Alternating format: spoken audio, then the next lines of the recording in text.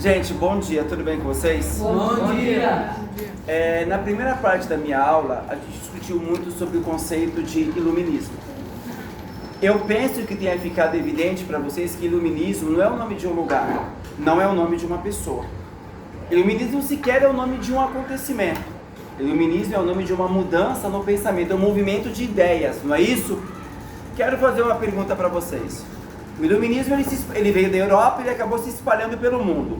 Mas qual é o país que é o berço do pensamento iluminista?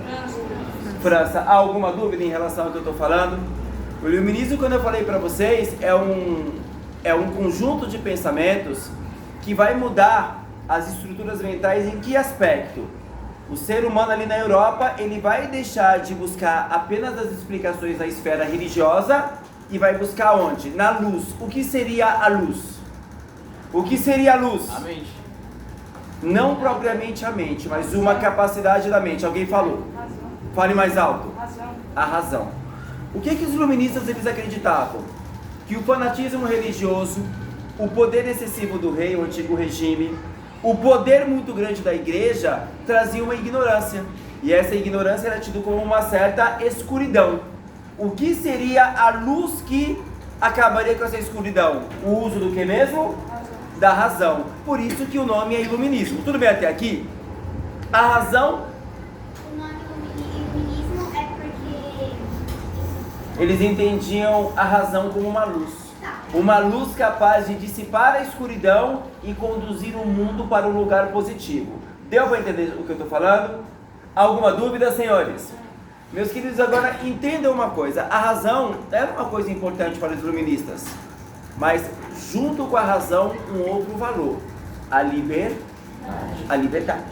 E é exatamente nesse período do século XVIII, gente, na época do iluminismo, que esses ideais por liberdade, eles vão receber o nome. Isso vale até hoje. O pensamento que defende a liberdade da sociedade, ele tem um nome. Ele se chama liberalismo. O que é liberalismo? São os valores que defendem a liberdade na sociedade. Por exemplo, se eu perguntar assim, Mateus, os seus pais são pessoas liberais? Eu estou perguntando mais ou menos assim, seus pais são pessoas que lhe dão ou lhe tratam com liberdade? Vocês entenderam o que eu estou falando? Existem aqueles que são conservadores e aqueles que são liberais. Até aqui, alguma dúvida? Isso é uma pergunta que eu bem posso fazer numa avaliação. O que é liberalismo? Professor, o liberalismo é um pensamento que defende a liberdade dentro da sociedade. Alguma dúvida em relação a isso? Percebam, o iluminismo ele nasceu no século XVIII, 19, 20 e 21, praticamente 4 séculos. O liberalismo ainda é um pensamento? É um pensamento vivo no mundo? Sim. Alguma dúvida sobre o que eu estou falando? Agora eu queria aprofundar um pouquinho o conhecimento de vocês em relação ao iluminismo. Os historiadores têm o hábito de dizer, meus amigos, que o iluminismo ele foi um movimento otimista. Óbvio que eu preciso perguntar para vocês, alguém nessa sala seria capaz de me dizer o que é otimismo? Temos um voluntário? Um menino e uma menina? Eu acho que o menino, né, ele vai ser educado, vai ser um cavalheiro, né? Eu acho que ele não vai se importar se a dama se colocar nesse momento. Você quer que ele responda? Tudo bem, por favor. O otimismo é aquela pessoa que está sempre bem com tudo. Tipo assim, por exemplo, o copo tá pela metade. Pô, esse copo tá meio cheio. Você é uma pessoa otimista. Uma pessoa pessimista diria, pô, esse copo tá meio vazio. Por favor. Por favor. Ele não apenas falou, ele explicou e deu exemplo. Gente, a ideia de otimismo está ligada à ideia de positividade. Não só no presente, como ele colocou, mas em relação ao futuro. Por exemplo, o cara otimista, mano, vamos jogar a bola? Mano, vamos ganhar. O cara que é pessimista, vamos jogar a bola? Não, mano, a gente vai perder, a gente só perde. Sabe aquela pessoa que está sempre achando que as coisas vão dar errado? É o pessimista. O otimista é aquele que pensa para frente. Eu não vou dizer o que é certo ou errado. Acho que cada pessoa tem seus momentos. Depende muito do que você está vivendo na hora. Existem pessoas que em determinado momento são otimistas e às vezes essa mesma pessoa, às vezes está meio cansada, chateada, ela fica pessimista, não é isso? Eu prefiro uma palavra que está entre um e outro. Eu não quero ser muito otimista e nem muito pessimista. Eu prefiro ser realista, né? Bom, não que isso vá me salvar do pessimismo e do otimismo, mas é um disfarce. Alguma dúvida, senhores? O iluminismo, ele era um pensamento otimista. Professor, não entendi. Como assim? Pelo seguinte, gente. Os iluministas, eles acreditavam que quando o ser humano, ele começasse a usar a razão de maneira livre, haveria progresso. A humanidade caminharia para um lugar melhor, um lugar positivo. Eles entendiam que com o uso da razão, as coisas teriam a melhorar. Uma ideia de progresso. Deu para entender o que eu estou falando? É bonito, não é? É bonito, não é? Mas aí é que o iluminismo, ele encontra o seu ponto fraco pra gente. Existe uma coisa negativa nesse pensamento. Sabe o que é? O iluminismo, ele partia do pressuposto de que eles eram europeus, não esqueçam disso. França e Europa, correto? Eles acreditavam que o exemplo de progresso, o exemplo de civilização avançada, era a própria Europa. Então eles viam todos os outros povos como se fossem povos menos desenvolvidos. O iluminismo, ele era meio eurocêntrico. O que é o eurocêntrico? Eles partem da premissa de que a cultura europeia é a cultura com maior progresso. É a cultura que tem que servir de modelo para que as outras venham atrás para tentar copiar. Nesse sentido eu pergunto, como é que os iluministas olhavam para os povos indígenas? Com preconceito. São selvagens, são primitivos, não são civilizados como nós. Como os iluministas olhavam para os povos africanos, por exemplo? Selvagens, primitivos, pessoas que ainda não conseguiram chegar ao nosso grau de desenvolvimento, de progresso. Vocês entenderam? O iluminismo, ele tem várias coisas bonitas e interessantes que eu defendo, mas eu preciso dizer para vocês, o pensamento iluminista europeu, ele era muito eurocêntrico, baseado neles mesmos. Nós somos o progresso, nós somos aqueles que chegaram ao ápice da civilização. Os outros povos têm que seguir o nosso modelo. Deu para entender o que eu estou falando? Alguém aqui não entendeu o que é eurocentrismo? Gente, Europa, centrismo está... O que é centro? Então eu estou no centro de tudo. A minha cultura é a melhor. As minhas máquinas são as melhores. A minha civilização é a civilizada. A de vocês é a primitiva. Deu para entender o que eu estou falando? Alguma dúvida, senhores? Não. Meus amigos, agora eu queria discutir com vocês alguns... Gente, tem milhares de pensadores iluministas. Milhares, homens e mulheres e tal. Mas existem alguns que acabaram se destacando. Eu vou falar com vocês hoje sobre 3. Aquele que eu mais quero falar, eu vou falar em outra aula. Porque o outro tem umas ideias que eu acho que eu preciso aprofundar com vocês. Primeiro eu quero falar de um inglês. Olha que esse é estranho. Porque o iluminismo, ele foi na França, não foi? Mas esse cara, ele foi um inglês e ele é considerado um dos pais do iluminismo. Nome desse cara, John Locke. John Locke tinha algumas ideias, meus amigos, ideias que eu concordo, mas que naquele tempo eram ideias perigosas, porque as ideias de Locke provocavam os poderosos da época. Primeira ideia de Locke: todo ser humano tem direito natural. O que é direito natural? Quando você nasce, você já nasce com esse direito. Não esqueça que estou falando de uma sociedade em que as pessoas acreditavam que alguns eram privilegiados, os nobres. Não se acreditava nisso? O Locke, ele vai dizer que não, que na verdade todos os seres humanos, eles são iguais em seus direitos. Vocês acham que o nobre gostou de ouvir isso? Não. Vocês acham que o nobre, que era privilegiado, gostou de ouvir isso? Não. Que direitos são esses? Primeiro direito, o direito à vida. Ninguém pode tirar a sua vida sem um julgamento justo. Naquele período histórico, gente, o rei podia mandar matar alguém.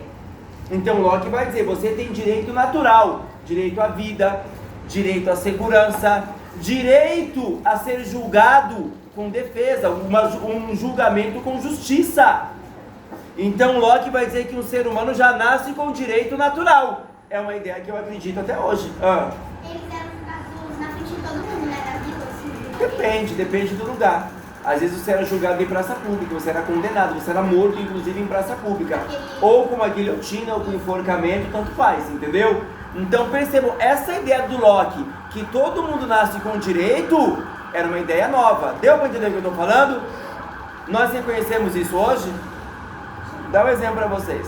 Se essa escola pegar fogo, bombeiro chegar, estou eu preso e você preso, o bombeiro vai salvar quem primeiro? Eu ou ele? Ele. Porque as crianças são o futuro do Brasil, você já viu? A criança, ela tem super...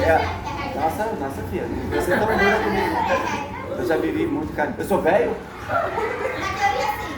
Na teoria, você seria velho, então ele ia deixar você morrer e salvar ele, porque ele ainda tem muito pra ver. Você sabe que esse... Vou te falar, você tá certa.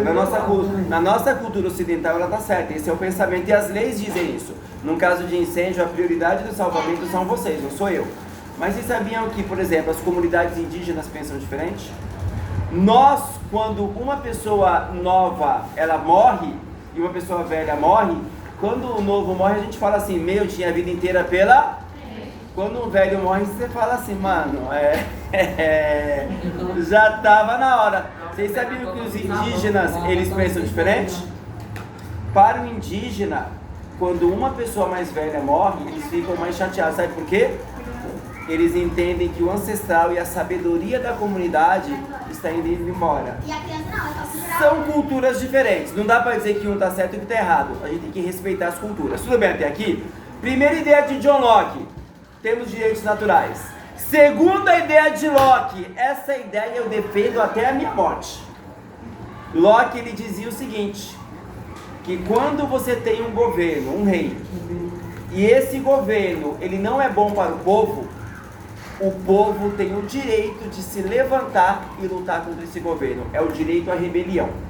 Eu pergunto para vocês, naquele período as pessoas acreditavam que o rei era o enviado de quem? Essa é a ideia do Locke, pegou bem? Percebam que as ideias dele, gente, ele desafia a nobreza e o próprio absolutismo. Quando eu digo assim, o povo que não está satisfeito, ele pode se levantar contra o rei. Eu estou dizendo que eu sou contra o absolutismo. O rei não tem o poder absoluto. Deu para entender o que eu estou falando? Não à toa John Locke, ele teve uma morte feia. Ele teve a cabeça arrancada do corpo. Amando do rei da Inglaterra. Na frente de todo mundo. Exatamente. Posso contar uma historinha rápida? Não vai acabar, não posso. Coração. O John Locke, ele morreu de um jeito feio. Colocaram a cabeça dele num negócio e veio o cara com um machado e cortou a cabeça dele. Vocês sabem que naquele tempo começou a se acreditar que matar uma pessoa assim era uma coisa muito desumana. Porque o cara vem com o machado, você pode às vezes se mexer. O machado, em vez de pegar aqui, pode pegar, aí vira aquela vitamina. Mas aí na França tinha um médico. E esse médico, ele teve uma ideia. Ele criou um equipamento. O nome desse médico era Guillotin. Ele criou uma máquina chamada guilhotina. Por isso o nome é guilhotina. A guilhotina é uma máquina que você prende a pessoa pelos braços e pela cabeça. Então não dá para a pessoa... E a guilhotina, ela vem num trilho. Então não existe margem para pegar no lugar errado. A guilhotina pode parecer a coisa mais nojenta do mundo, mas ela foi uma forma de humanizar, tornar a morte mais digna. Pode falar. Porque as pessoas se reuniam pra ver, se elas tinham prazer em ver as pessoas morrendo. As pessoas assistem o UFC? As pessoas da Roma Antiga não gostavam de ver os gladiadores, leão engolindo os seres humanos? É uma coisa bem parecida com isso. Embora a ideia de justiça naquele período seja diferente. A justiça, ela tinha que ser aplicada, depois eu falo do Voltaire e do Rousseau. A justiça naquele período, meus amigos, vocês já leram sobre isso. Jesus Cristo, ele morreu... Oi? Isabelle, por favor. Jesus, vai lá, Paola, vai com Deus, minha filha. Deus te abençoe, te leve pelo bom caminho da vida. Obrigado, senhora. Jesus Cristo, ele foi morto em público? A crucificação. Mesmo na antiguidade ou na modernidade, a justiça era aplicada em público. Tiradentes aqui no Brasil, ele foi enforcado em público. Eu quero fazer uma pergunta para vocês. Por que antes as pessoas eram condenadas à morte e eram executadas em público, no meio da multidão? Por quê? Não só isso. Pra todo mundo servir de exemplo? Toca aí, meu parça. Ele foi primeiro. Por favor. Tinha essa coisa de você matar a pessoa em público para que os outros olhassem e falassem: se eu fizer a mesma coisa, olha o que vai acontecer comigo. Com o tempo nós começamos a perceber, a gente começa a perceber que isso era uma coisa bárbara, era uma coisa bruta demais. Hoje vocês podem ver, as pessoas são punidas no privado.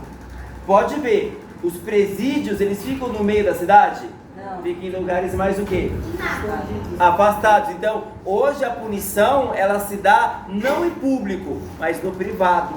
Mesmo em países onde você tem a pena de morte, em alguns estados norte-americanos, eles não levam uma pessoa para uma praça e matam uma pessoa. Essa pessoa é morta dentro de um presídio, poucas pessoas assistem, já não é aquela coisa, não, porque hoje entende-se que isso é uma coisa desumana, você matar uma pessoa para todo mundo olhar, entendeu? Hoje também tem jornal, né, professor? Hã? Hoje também tem jornal, todo mundo fala sobre. Jornal, basta informar, tal pessoa foi executada. Você não precisa mostrar as vísceras da pessoa em público.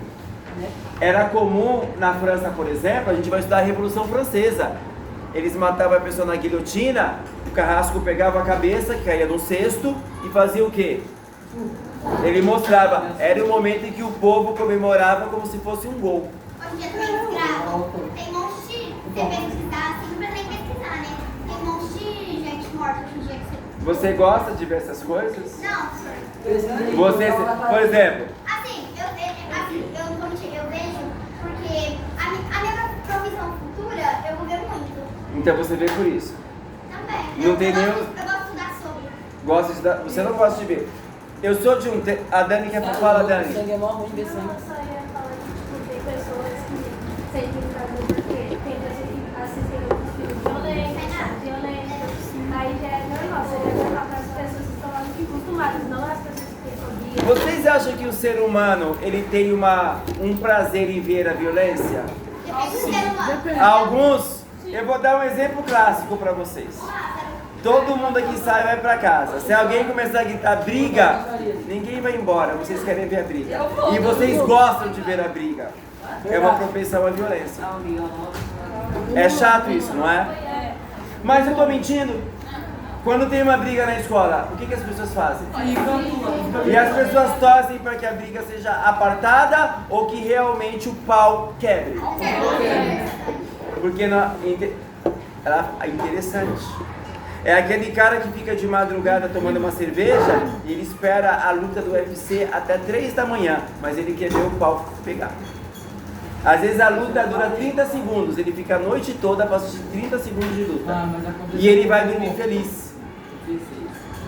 Pode desligar, muito obrigado.